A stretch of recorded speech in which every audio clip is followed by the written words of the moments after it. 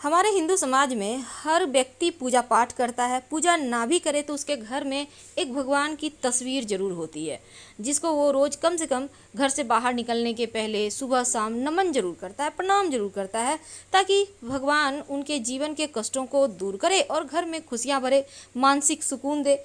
आखिर हम भगवान के पास आते क्यों हैं? मानसिक शांति के लिए। चाहे घर हो या बाहर, आप जहां रोज एक ही समय पर नियत समय पर प्रार्थना करना शुरू कर देते हैं, वहीं पर निगेटिव एनर्जी भाग जाती है, पॉजिटिव एनर्जी आ जाती है।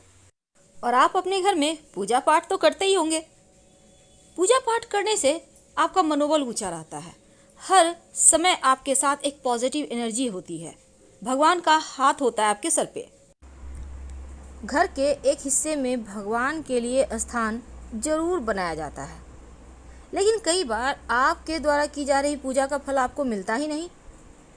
तो आखिर आपकी पूजा करने में कमी है या कहीं कोई ऐसा वास्तु दोष है जो आपकी पूजा को स्वीकार होने ही नहीं दे रहा?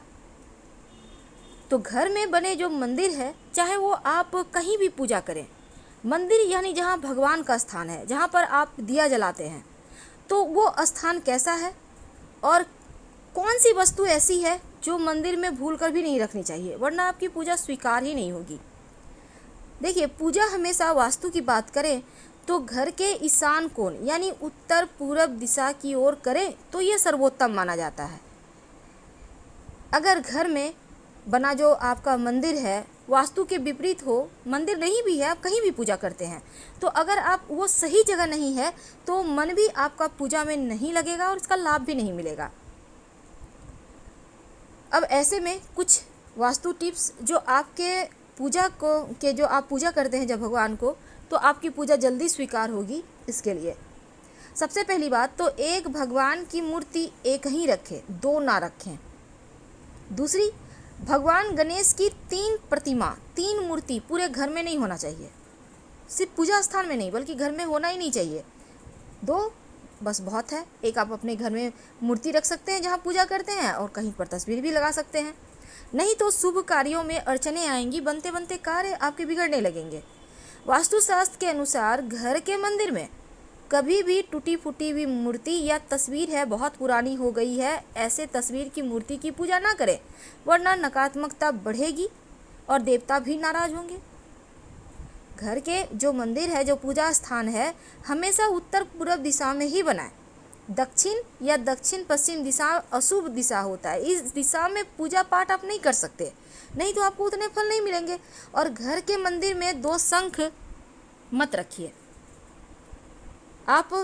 अब जैसे बहुत सारे घरों में होता है कि आप एक शंख स्थापित कर देते हैं, एक बजाते हैं। देखिए, जो स्थापित कर दिए वो तो ठीक है, पर बजाने वाला एक साथ ना रखें, उसे हटाकर कहीं अलग से रखें।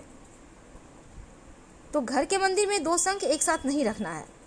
वास्तु के अनुसार मंदिर जहाँ पर आप भगवान की पूजा करते हैं, आसपास शौचालय मत बनवाइए।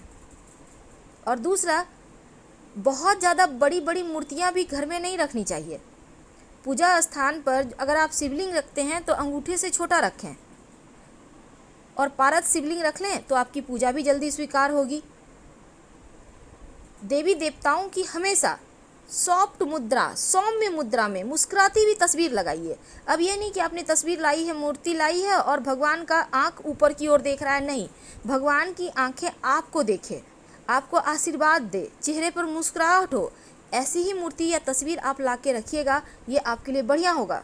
उग्र देवी देवताओं की मूर्ति स्वरूप वाली तस्वीरें मत रखिएगा, वरना जीवन में मुश्किलें बढ़ जाएगी। और हनुमान जी की भी ज़रूरत से ज़्यादा बड़ा मूर्ति नहीं रखें।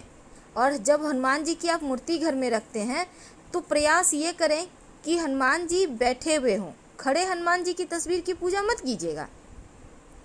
तो पूजा करने में मन अगर एकाग्र ना हो रहा हो तो धन संपत्ति का नुकसान होने लगता है।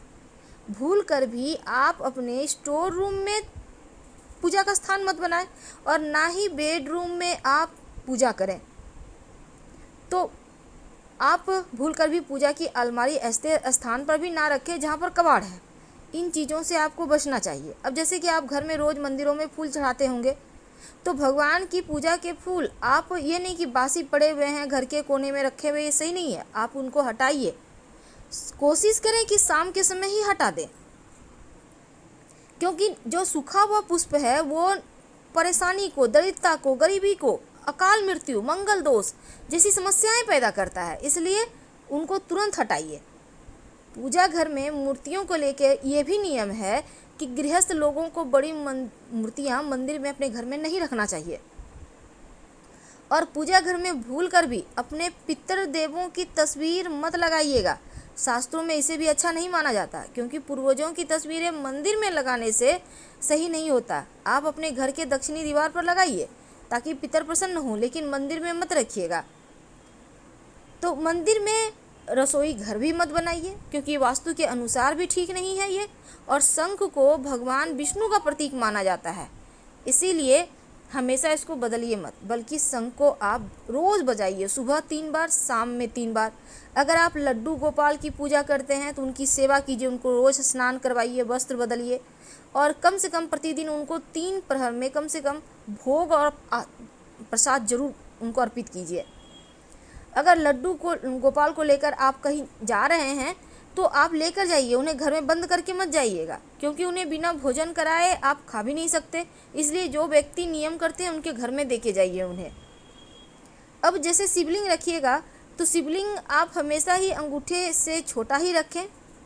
घर में नुकीली चीज़ें मत रखिए, धारदार चीज़ें भी मत रखिए, नहीं तो आपकी पूजा का पूरा फल भी आपको नहीं मिलेगा, मन भी एकाग्र आपका नहीं रहेगा।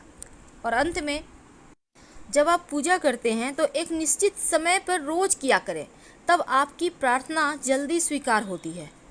मोर पंख अपने पूजा स्थान पर जरूर रखिए। माना जाता है मोर पंख रखने से घर में सकारात्मकता आती है और भगवान श्री कृष्ण को मोर पंख बहुत प्रिय है, तो आप भगवान श्री कृष्ण के माथे पर सजा कर रखें। मोर पंख रखने से घर में कीड़े मकोड़े वगैरह भी नहीं आते। गंगा जल, हिंदू धर्म में गंगा जल को बहुत पवित्र माना जाता है और हर घर में पूजा स्थान पर गंगा जल भी होता है। तो मंदिर में गंगा जल रखने से माँ लक्ष्मी की विशेष कृपा होती है। लेकिन जब भी आप गंगा जल रखें तो चांदी या पीतल के बर्तन में रखें, घर में सुख शांति बनी रहती है। शंख तो आपको रखना ही है और शंख से आप जल भी भगवान श्री हरि को अर्पित कर सकते हैं। शालिग्राम भगवान को अपने पूजा स्थान पर मत रखें, बल्कि शालिग्राम भगवान को आप अपने तुलसी जी के स्थान पर रखें, क्योंकि शालिग्राम भगवान हमेशा घर से बाहर रहते हैं तुलसी जी के पास। जीवन में आर्थिक समस्या नहीं आती जिस घर में शालिग्राम भगवान होते हैं। तो गंगा जल के साथ गौमूत्र भी है जो बहुत पवित्र होता है, और जिस घर में गौमूत्र रखा होता है देवी देवताओं का आशीर्वाद भी बरसता है। आपकी जानकारी के लिए एक छोटी सी बात प्लीज़ ध्यान रखिएगा। जब भी आप सुबह के समय दिया बाती करते हैं, सुबह जब आप दीपक जलाते हैं तो उसमें एक लौंग जरूर डालिए। आपके जीवन में ऐसी कोई भी अधूरी इच्छा नहीं रहेगी जिसे आप पूरी करना चाहते हैं और वो पूरी ना हो, क्योंकि लौंग जब आप डालते हैं तो मनोकामना पूर्ण हो जाती है। और शाम में जब दिया बाती करेंगे तब सरसों के तेल का दीपक हो या घी का, ये आप क्या जलाते हैं आपकी मर्जी है, लेकिन गुरुवार के दिन छोड़कर बाकी दिनों में आप सरसों के तेल का या तिल के तेल का दिया जला सकते हैं।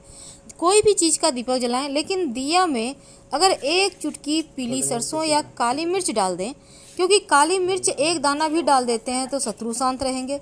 अगर पीली सरसों डालते हैं तो अतृप्त आत्माएं आपको परेशान नहीं करेगी। यानी कई बार घरों में डर भी लगता है जैसे पीछे कोई है या आपने बुरे सपने देखे, तो ऐसा कुछ आपके घर में हो रहा है तो आप पीली सरसों डालकर शाम में दिया बाती करना शुरू कर दें, आपकी मुश्किलें समाप्त हो जाएगी। फिलहाल आपसे विदा लेते हैं। जानकारी अच्छी लगे तब लाइक कर सब्सक्राइब करें और कमेंट में हर हर महादेव जरूर लिखें।